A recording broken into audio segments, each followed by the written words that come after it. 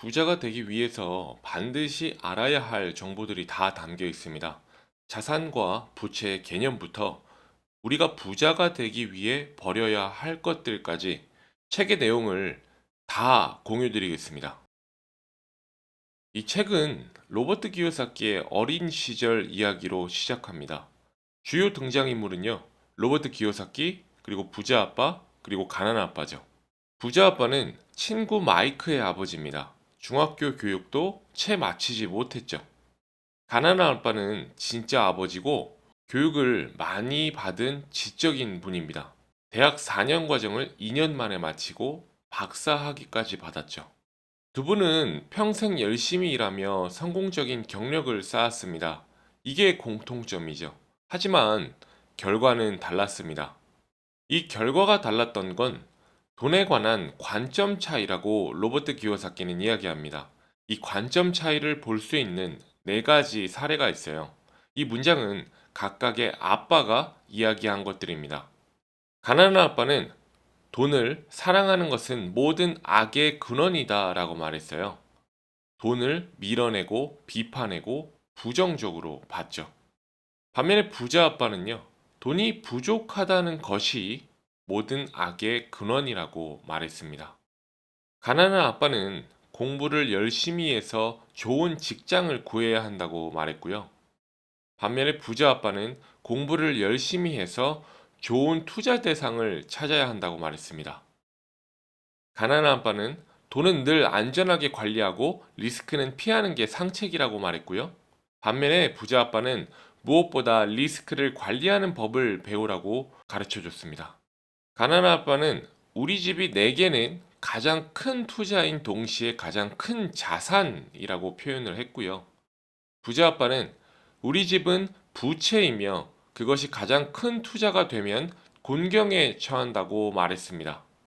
처음에 이 모든 문장을 들은 로버트 기요사키는 힘들었습니다. 아직은 아무런 경험과 지식이 없어서 어떤 게 맞는지 몰랐거든요. 혼란스러웠던 거죠. 결론적으로는 부자 아빠의 가르침을 따라 공부를 하고 실행해서 부자가 되었습니다. 보통의 부모들은 이야기합니다. 공부 열심히 해서 좋은 대학을 가라고요. 그럼 자녀들은 열심히 공부하고 우수한 대학을 가죠. 그런데 문제가 있어요. 학교에서는 돈을 가르쳐 주지 않습니다. 그에 따라 가난한 사람의 재정 계획과 사고방식을 갖게 되는 거죠. 돈은 힘의 한 형태입니다. 하지만 그보다 강력한 것은 돈에 관한 지식입니다. 돈은 있다가도 없는 것이지만 돈의 작용 원리에 관한 지식만 있으면 돈을 통제할 수 있을 뿐만 아니라 부를 쌓을 수 있습니다. 긍정적인 사고만으로는 충분치 않죠. 왜냐하면 대부분의 사람들은 학교에서 돈이 작용하는 원리에 대해 전혀 배우지 못하고 그래서 평생을 돈을 위해 일하는데 바치기 때문입니다. 이 어린 로버트 기요사키에게 부자 아빠는 간단한 교훈부터 가르쳐 줍니다. 부자들은 돈을 위해 일하지 않는다. 이게 결국에는 이 책에서 이야기하려는 6가지 주요 교훈과 연결이 됩니다. 로버트 기요사키는 이 교훈들이 해답이 아니라 지침이라고 표현합니다. 이 지침을 통해 변화와 불확실성이 늘고 있는 세상에서 무슨 일이 일어나든 더욱 부자가 될 것이라고 말했죠. 미리 책에서 언급한 6가지 교훈을 공유드리겠습니다. 첫 번째 교훈은 부자들은 돈을 위해 일하지 않는다라는 것입니다. 두 번째 교훈은 금융 지식을 배워야 한다라는 것이고요. 세 번째 교훈은 부자들은 자신을 위해 사업을 한다라는 것입니다. 네 번째 교훈은 부자들의 가장 큰 비밀은 세금과 기업에 있다는 것입니다. 다섯 번째 교훈은 부자들은 돈을 만든다는 것. 그리고 여섯 번째 교훈은 돈을 위해 일하지 말고 교훈을 얻기 위해 일하라는 것입니다. 그럼 첫 번째 교훈인 부자들은 돈을 위해 일하지 않는다부터 정리해 드릴게요. 이 챕터에서는요, 로버트 기요사키의 어린 시절 이야기가 나옵니다. 진짜 어린 시절인지는 모르겠어요. 어린 로버트 기요사키는 본인의 아버지, 여기선 가난한 아빠라고 표현한 분인데요. 이분께 묻습니다. 부자가 되는 법 좀 이야기해 달라고요. 왜냐하면 부자 친구 파티에 초대를 받지 못했거든요. 가난한 아빠는 얘기합니다. 부자가 되고 싶으면 돈 버는 법을 배워야 한다고요. 여기까지는 좋았습니다. 그래서 로버트 기요사키는 친구 마이크와 함께 한 사업을 구상해요. 바로 치약 튜브를 녹여서 동전을 만드는 것이죠. 진짜 돈을 만들겠다고 생각한 거예요. 이를 발견한 아버지는 이야기합니다. 이건 불법이라고요. 그렇지만 자랑스럽다고요. 칭찬의 이유는 포기한 게 아니라 무언가를 실행했기 때문이에요. 대부분의 사람들은 말로만 부자를 꿈꾸지만 이들은 직접 실행하며 부자가 되기 위해 노력했기 때문입니다. 그러면서 가난한 아빠는 이야기합니다. 본인은 돈 버는 법에 대해 아는 게 없다면서 마이크의 아버지에게 가보라 합니다. 마이크 아버지는 동네에서 사업가로 유명했거든요. 바로 이 마이크의 아버지가 부자 아빠입니다. 로버트 기요사키와 마이크는 부자 아빠와의 약속을 잡습니다. 그리고 만나러 가죠. 토요일 오전에 이들은 부자 아빠를 만나러 가서 돈 버는 법을 알려달라고 합니다. 가만히 듣던 마이크의 아버지는 제안 하나를 했어요. 돈 버는 방법에 대한 수업이겠죠? 이건 교실 수업과는 다른 방식으로 진행된다고 말했습니다. 그리고 일단 자기를 위해 일을 하라고 했죠. 그날 뒤로 로버트 기요사키와 마이크는 마이크의 아버지의 식료품점에 나가게 됩니다. 보스는 1시간에 10센트, 그리고 매주 토요일 3시간씩 일하기로 약속을 한 거죠. 그리고 나가서 식료품 직원인 마틴 여사가 시키는 대로 일을 했죠. 그런데 4주째 되던 수요일 로버트 기요사키는 마이크에게 이야기해요. 그만두겠다고. 이유는 본인이 돈 버는 법을 배우기로 해서 일을 시작했는데 배우는 거는 없고 1시간에 10센트를 받으며 노예처럼 일만 했기 때문이에요. 듣고 있던 마이크는 웃으며 이야기합니다. 아빠가 내가 그만두겠다고 하면 데리고 오라고 했어. 이 부자 아빠는 완전히 다른 방식으로 교육을 했었던 것이죠. 부자 아빠를 만난 로버트 기요사키는 울분을 터뜨립니다. 보수를 올려주지 않으면 일을 그만둔다고요. 왜 돈 버는 법을 알려준다고 해놓고선 일만 시키냐고요. 가만히 듣던 부자 아빠인 마이크의 아버지는 묻습니다. 말로만 설명하거나 강의를 해야 가르쳐 주는 거라고 생각하냐고요. 그러면서 이야기를 하죠. 어떤 사람은 삶이 자신을 내두르도록 내버려 두고 어떤 사람은 덤벼든다고요. 삶을 포기하고 싸우는 사람들이 있는 반면에 몇몇 사람들은 뭔가를 배워서 앞으로 나아간다는 것입니다. 여기서 그림 하나가 나오는데요. 데일의 학습 원뿔을 개작한 자료입니다. 밑에서부터 보면 읽은 것의 10% 정도만 2주 후에 기억하고요. 들은 것은 20%, 그리고 본 것은 30%, 듣거나 본 것은 50% 정도만 2주 후에 기억이 난다고 합니다. 이건 수동적인 기입들이죠. 반면에 토론에 참여하거나 말하거나 행한 것은 70% 이상이 기억난다고 합니다. 능동적 개입들이죠. 부자 아빠가 언급한 뭔가를 배워서 앞으로 나아간다는 표현은 읽고 듣기만 하는 게 아니라 실제로 말하고 행동하는 것을 의미하는 것이죠. 부자 아빠는 로버트 기요사키를 달래며 시간당 10센트를 주며 일하게 한 것은 이들에게 현실 세계를 체험할 수 있는 과정을 하나 준비한 것 뿐이라고 이야기를 합니다. 그리고 10센트밖에 못 버는 걸 한탄하지 말고 관점을 바꾸라고 하죠. 대부분의 사람들은 자기 자신은 그대로 두고 늘 남들을 바꾸려고만 하지. 명심하렴. 다른 사람들보다 너 자신을 바꾸는 것이 훨씬 쉽단다. 라고 말을 합니다. 이어서 이야기합니다. 대부분의 사람들은 월급이 부족하면 직장을 그만두고 다른 일자리를 찾지. 더 나은 기회, 더 나은 보수. 그런 게 문제를 해결해 줄 거라고 여기고 말이야. 하지만 그런다고 문제가 해결되는 경우는 거의 없어. 그리고 앞서 언급한 첫 번째 교훈을 말합니다. 머리를 써 가난한 사람들과 중산층은 돈을 위해 일한다. 부자들은 돈이 자신을 위해 일하게 만든다. 라고요. 이 말을 들은 로버트 기요사키는 집으로 가서 본인의 아버지에게 그동안 듣고 경험했던 걸 이야기합니다. 가난한 아빠에게요. 가난한 아빠는 이야기를 곰곰이 듣더니 대답합니다. 얘야, 나는 내가 공부를 열심히 해서 좋은 성적을 받아 대기업처럼 안전하고 안정된 직장을 얻을 수 있으면 좋겠구나. 월급도 많이 받고 말이야. 들으면서 로버트 기요사키는 생각합니다. 부자 아빠는 내가 돈이 어떻게 움직이는지를 배워 그것이 나를 위해 일하게 해야 한다고 이야기했었는데, 가난한 아빠는 지금 돈을 위해 일하라고 말하고 있었죠. 다시 부자 아빠와의 대화로 돌아가면, 로버트 기요사키의 불만을 들은 부자 아빠는 오히려 앞으로는 돈을 주지 않겠다고 합니다. 그리고 말하죠. 머리를 사용하라고요. 그렇게 로버트 기요사키와 마이크는 무급으로 일하게 됩니다. 몇 주가 지나고 부자 아빠는 이들을 만나러 식료품점에 갑니다. 그리고 로버트 기요사키에게 묻죠. 그동안 배운 게 없었냐고. 왜냐하면 머리를 쓰라고 답을 줬음에도 불구하고 로버트 기요사키는 그대로 그냥 일하고 있었거든요. 질문을 받은 로버트 기요사키는 배운 게 없다고 답을 했어요. 그래서 부자 아빠는 제안 하나를 합니다.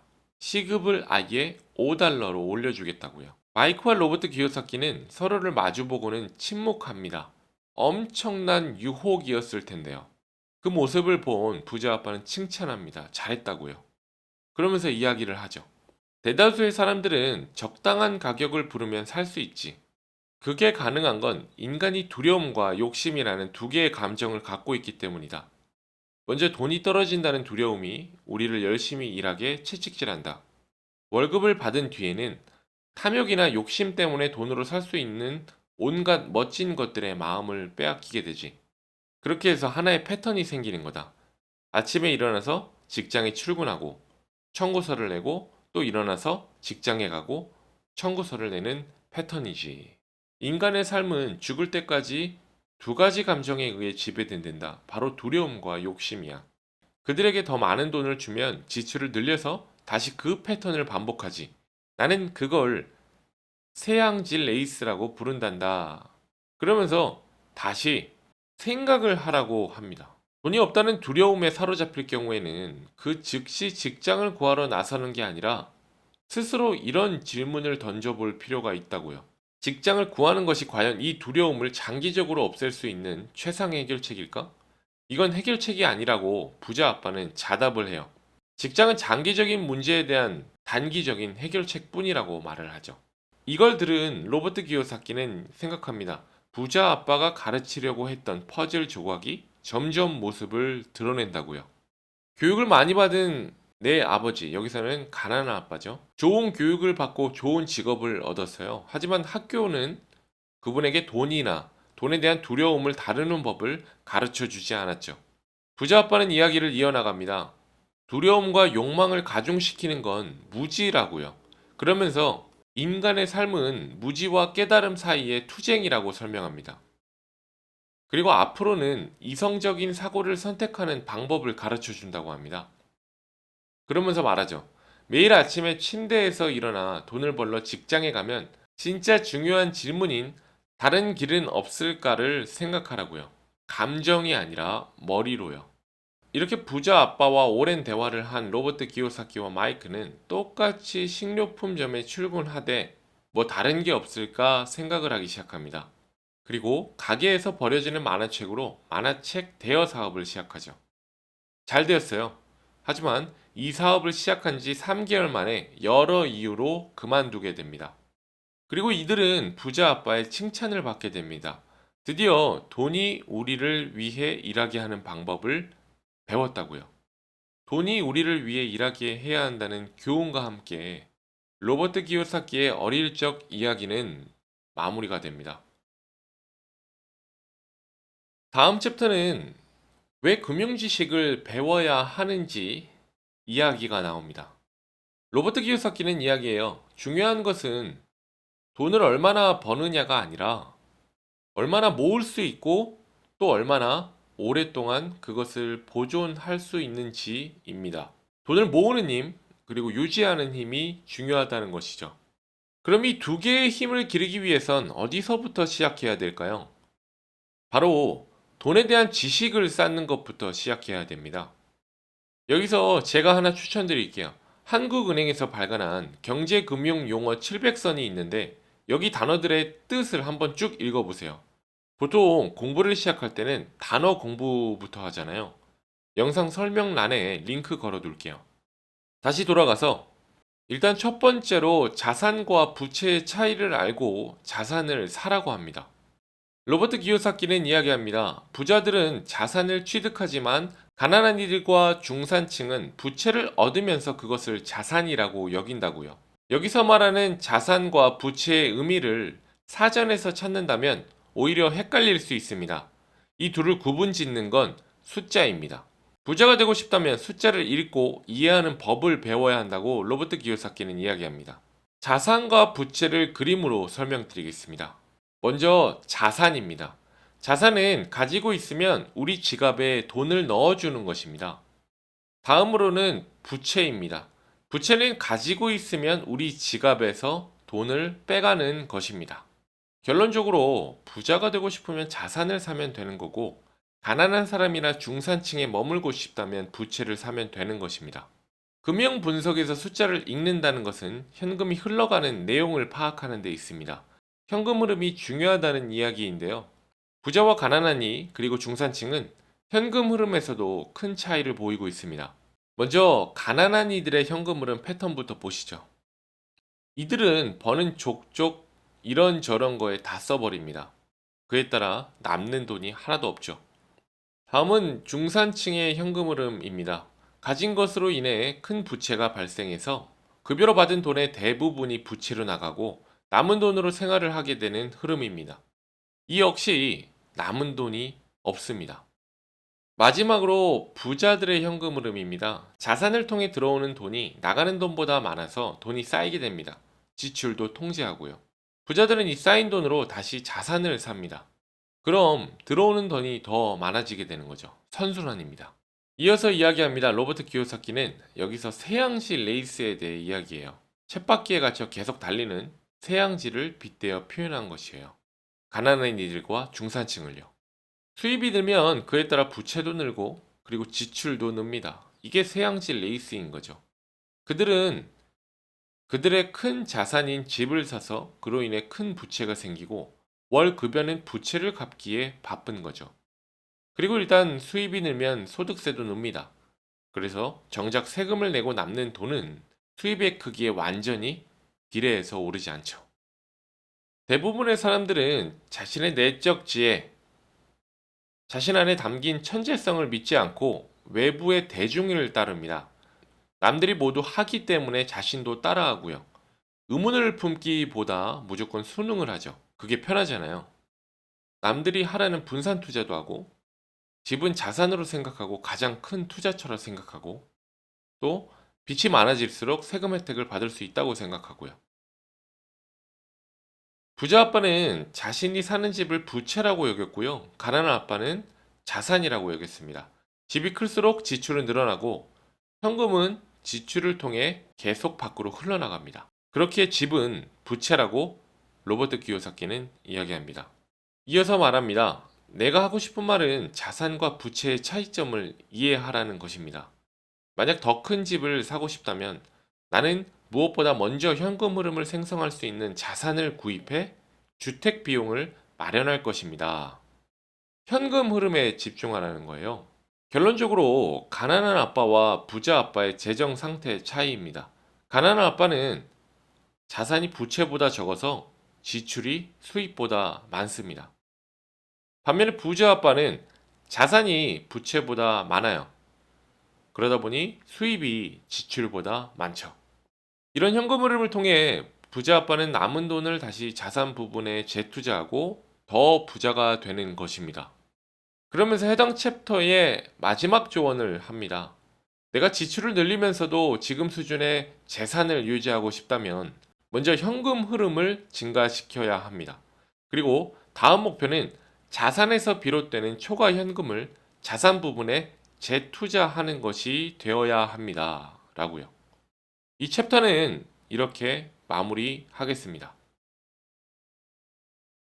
다음 챕터는 부자들은 자신을 위해 사업을 한다는 것입니다. 로버트 기요사키는 이야기하죠. 부자가 되는 세 번째 비결은 바로 자기 사업을 하라입니다. 직장 생활을 하면 오를 수 있는 연봉의 양은 정해져 있어요. 상한선이 있다는 거죠. 아무리 좋은 고가를 받아도요. 그런데 사업을 하면 이 버는 돈의 상한선이 정해져 있지 않잖아요. 그러면서 이 많이 들어오는 돈으로 진짜 자산을 사모으라고 합니다. 계속 자산을 사모으라고 충고하고 있죠. 사업을 하면서 들어오는 많은 돈으로 자산을 사면 직장인으로 있을 때보다 훨씬 더 많은 자산을 사모을 수 있겠네요. 진짜 자산은 이와 같습니다. 가지고 있으면 나가는 돈보다 들어오는 돈이 더 많은 것들이죠. 내가 없어도 되는 사업, 그리고 주식, 그리고 채권, 그리고 수입을 창출하는 부동산이에요. 그리고 어음과 차용증, 그리고 음악이나 원고, 특허 등 지식 자산에서 비롯되는 로열티, 그리고 마지막으로 그 외의 가치를 지니고 있거나 소득을 창출하거나 시장성을 지닌 것이라고요. 이러면서 맥도날드 사례를 이야기하는데요. 맥도날드도 햄버거 사업을 하지만 사실은 부동산 투자 업체라는 말이 있어요. 가게를 열 때 열려는 곳에 땅을 사고 건물을 지어서 장사를 시작합니다. 그러면 그 가게에 사람이 몰리고 자연스레 그 땅의 가치는 오르는 것이죠. 본인은 사업을 하면서 번 돈으로 또 자산을 사는 것이에요. 이렇게 이 챕터는 마무리가 됩니다. 다음 네 번째 교훈으로는요, 기업과 세금을 알아야 한다는 것입니다. 이 교훈은요, 이 그림으로 다 설명이 가능합니다. 급여를 받는 개인은 소득이 들어오면 소득세를 냅니다. 부동산이나 주식을 팔아 돈을 벌면 양도소득세를 내고요. 그리고 남는 돈을 우리가 가질 수 있고 쓸 수 있습니다. 반면에 법인, 기업이죠. 기업은요, 돈을 벌면 이런저런 거를 쓰면서 비용으로 처리할 수 있어요. 그리고 그 남는 돈의 10에서 20%를 법인세로 냅니다. 즉, 돈을 벌고, 돈을 쓰고, 마지막에 세금을 내죠. 세금을 언제 내는지가 다른데요. 이건 단순한 문제가 아니라 이로 인해 남는 돈, 이 돈이 쌓이는 속도가 완전히 다르게 됩니다. 그래서 기업, 법인을 운영하라는 게 로버트 기요사키의 조언이죠. 저는 참고로 이 내용을 보고 법인 관련된 책 5권 정도를 읽고 법인을 하나 세웠습니다. 아직 활용은 하고 있지 않은데 나중에 임대법인으로 활용하려 하고 있습니다. 다음으로 5번째 교훈은요, 부자들은 돈을 만든다는 것입니다. 여기서 만든다는 건 중앙은행처럼 돈을 발행한다는 것은 아니고 기회를 통해서 없는 돈을 만든다는 것입니다. 로버트 키요사키는 이야기합니다. 금융 지식을 쌓고 숫자를 읽는 능력을 키우게 되면 이게 바로 돈을 만드는 것이라고요. 금융지능을 키우게 되면 더 많은 선택권을 갖게 된다고 말합니다. 기회를 창출하는 방법을 알아내거나 어떤 상황이든 자신에게 유리하게 작용하도록 바꿀 수 있는 능력이 생긴다고요. 본인의 한 사례를 이야기하는데요. 90년대 초반 애리조나 피닉스주의 경기가 안 좋았다고 합니다. 로버트 키요사키는 이런 상황을 이용해 부동산 투자를 했죠. 7만 5천 달러의 집을 2만 달러에 사고 4만 달러를 마진으로 챙기는 방식이었다고 합니다. 4만 달러면 약 5,500만 원인데 이때 당시 큰 돈이었죠. 일단 2천 달러의 계약금을 보낸 상태에서 7만 5천 달러의 집을 선불금 없이 100% 융자로 6만 달러에 판매한다 라는 광고를 올렸다고 합니다. 그리고 팔았죠. 이 거래로 로버트 기요사키는 4만 달러를 벌었습니다. 시장 상황이 지역에 따라 달라서 이 전략이 모든 사람에게 유용하다고 할 수는 없지만 이 사례를 통해 보여주고자 하는 것은 간단한 금융 절차를 이용하는 것만으로도 별다른 리스크 없이 많은 돈을 벌 수 있다는 사실입니다. 이 거래를 성사시킨 로버트 기요사키는 이야기하죠. 모든 곳에 기회가 존재하는데 대부분의 사람들은 이를 미처 보지 못하는 것뿐이라고요. 금융교육을 제대로 받지 못한 탓에 그들은 눈앞에 놓인 기회도 알아채지 못하는 거죠. 여기에 핵심은 그의 방식이 아니라 바로 이런 금융 프로세스를 이해하는 것입니다. 마지막 여섯 번째 교훈은 돈을 위해 일하지 말고 이 교훈을 얻기 위해 일하라입니다. 교육을 많이 받은 아버지, 가난한 아빠죠. 이 아버지에게는 직업의 안정성이 모든 것을 의미했죠. 반면에 부자 아빠에게는 배움이 모든 것을 의미했다고 합니다. 대부분의 젊은이들은 안정적인 직장을 찾아 단기적인 보상으로 부여되는 급여와 혜택을 위해 열심히 일합니다. 그러나 무엇보다 먼저 그들이 해야 할 일은 앞으로 필요하게 될 기술을 배울 수 있는 일자리를 찾는 것이라고 로버트 기요사키는 이야기합니다. 그러면서 삶의 장기적인 안목을 가질 것을 권합니다. 단순히 돈과 안정적인 생활을 위해 일하기보단 또 다른 기술을 배울 수 있는 직업을 가지라는 얘기입니다. 그리고 이어서 이야기하죠. 성공에 필요한 주요 기술은 현금 흐름 관리, 그리고 시스템 관리, 그리고 사람 관리라고요. 그리고 가장 중요한 전문 기술은 세일즈와 마케팅이라고 이야기합니다. 글쓰기와 말하기, 협상하기와 같은 의사소통 기술은 성공적인 삶을 구축하는 데 필수적이고요. 로버트 기요사키도 이런 기술에 대한 지식을 넓히기 위해 강의를 꾸준히 듣는다고 합니다. 이렇게 책에서 전달하고자 하는 총 6가지 교훈을 전달해 드렸습니다.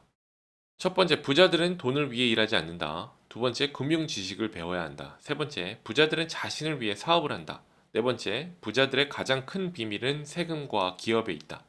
다섯 번째, 부자들은 돈을 만든다는 것. 여섯 번째, 돈을 위해 일하지 말고 교훈을 얻기 일하라입니다. 그리고 책에는 한 개의 챕터가 더 있는데요. 바로 부자로 가는 길을 가로막는 장애물이 무엇인지에 관한 챕터입니다. 로버트 기요사키는 이야기합니다. 총 5가지의 장애물이 있다고요. 첫 번째는 두려움, 두 번째는 냉소주의, 세 번째는 게으름, 네 번째는 나쁜 습관, 다섯 번째는 오만함입니다. 이어서 이 5가지를 극복하는 방법에 대해서 나오게 됩니다. 먼저 두려움 극복하기부터 말씀드릴게요. 돈을 잃는다는 두려움은 현실적입니다. 모두가 그런 두려움을 갖고 있죠. 심지어 부자들도 그렇다고 합니다. 그러나 두려움을 갖고 있다는 것은 문제가 아닙니다. 중요한 것은 이 두려움을 다루는 방식이죠. 돈을 잃는다는 것을 어떻게 다루냐죠. 실패를 다루는 방식이 인생의 차이를 만들어냅니다. 부자와 가난한 자의 근본적인 차이는 그런 두려움을 다루는 방식이 있습니다. 돈을 잃는 두려움에 대한 해결책은 일찍 시작하는 것입니다. 일단 저축부터요. 복리 이자의 힘을 미리 경험하고 돈에 대한 이해를 높여나가는 것이죠. 대부분 사람들이 재정적으로 성공하지 못하는 가장 큰 이유는 너무 안전하게만 행동하고 싶어 하기 때문입니다. 잃는 걸 너무 두려워해서는 안 됩니다. 투자에 있어서 잃는 건 당연히 나올 수 있는 과정이니까요. 운동 경기도 졌다가 이겼다가 하잖아요. 다음은 냉소주의 극복하기입니다. 냉소주의자들은 치킨 리틀에 나오는 닭과 같습니다. 하늘이 무너진다고 소리치는 닭들요. 이 냉소주의는 우리를 앞으로 나아가지 못하게 하죠. 그래서 안전한 것에만 매달리게 되고, 그러는 동안 기회는 우리 옆을 지나가 버리는 거죠. 주식의 대가 피터 린치는 이야기합니다. 하늘이 무너진다는 경고를 소음이라고 칭한다고요. 우리는 모두 그 소음을 듣고 방공호를 짓는 대신에 그 돈을 시장에 현명하게 투자해야 한다고요. 바로 재정적 독립을 위해서입니다. 냉소주의자들은 비판을 하고 승자들은 분석을 합니다. 부자 아빠는 비판은 눈을 가리는 반면에 분석은 눈을 뜨게 한다고 설명합니다. 분석은 승리자에게 비판가들이 보지 못하는 것들을 보게 해주고 다른 모든 사람들이 놓친 기회를 포착할 수 있게 해줍니다. 그리고 사람들이 놓친 것을 발견하는 것이 모든 성공의 비결이죠. 부자들은 용감하고 끈질긴 사람들입니다. 다음으로는 게으름 극복하기입니다. 바쁜 사람들은 종종 가장 게으른 사람들입니다. 오늘날에는 너무 바빠서 재산을 제대로 관리할 수 없는 사람들을 자주 만납니다. 너무 바빠서 건강을 제대로 돌보지 않는 사람들도 있죠. 원인은 똑같습니다. 그들은 너무 바쁘고 계속해서 그런 생활을 유지하는 이유는 그들이 대면하고 싶지 않은 무언가를 회피하기 위해서죠. 게으름을 치유하기 위해선 약간의 욕심을 가져야 합니다. 사람들은 누구나 자리에 앉아 이렇게 자문할 필요가 있습니다. 만약에 다시 일할 필요가 없다면 내 삶은 어떻게 될까? 원하는 만큼 돈이 생긴다면 난 무엇을 할까? 약간의 욕심, 더 좋은 것을 갖고 싶다는 욕망이 없다면 진전할 수 없습니다. 다음으로는 나쁜 습관 극복하기입니다. 우리의 삶은 사실 교육보다 습관의 반영입니다. 어떻게라는 질문보다는 왜라는 질문을 통해 동기부여를 만들어야 하죠. 대부분의 사람들은 심술궂은 놈들한테 괴롭힘을 당하면서 아무 짓도 안 합니다. 여기서 심술궂은 놈들은 세금 징수원, 빚쟁이, 집주인 등을 칭해요. 그래서 로버트 기요사키는 말하죠. 이런 두려움을 이용해 더 강해지기로 결심하고 어떻게 추가 수입을 올릴 수 있을까 머리를 짜내야 하는 거죠. 체육관에서 운동하는 것과 같아요. 내가 정신적인 돈 근육을 단련할수록 나는 점점 더 강해지고 두려웠던 사람들이 이제는 두려워지지 않는 것이죠. 그리고 남들보다 나 자신에게 먼저 지불하라고 말합니다. 나 자신의 성장을 위해 먼저 투자하라는 것이죠. 마지막으로 오만함 극복하기입니다. 부자 아빠가 자주 해준 말이었대요. 내가 아는 것이 돈을 벌게 해주지만 내가 모르는 것은 돈을 잃게 만든다. 나는 오만하게 굴 때마다 돈을 잃었다. 왜냐하면 오만할 때 나는 내가 모르는 것은 중요하지 않다고 진심으로 믿었기 때문이다. 라고요. 많은 사람들이 오만함을 이용해 그들의 무지를 숨기려 한다는 사실을 알게 되었다고 합니다. 회계사, 심지어 다른 투자가들이 재무 상태를 의논할 때도요. 그들은 의논 내내 허세를 부렸다고 합니다. 보기에는 무슨 이야기를 하고 있는지도 모르는 게 뻔한데요. 자신이 어떤 주제에 관해 무지하다는 사실을 알게 되면 이를 인정하고 전문가를 찾거나 관련 서적을 통해 스스로 교육해야 한다고 조언을 합니다. 이렇게 책 부자 아빠 가난한 아빠의 정리 영상을 마무리하겠습니다. 반드시 한 번 더 재독하셔서 책에 나오는 내용을 오래 기억하셨으면 좋겠습니다. 오랜 시간 들어주셔서 감사합니다. 다음에도 좋은 책 내용 정리해서 공유 드리겠습니다.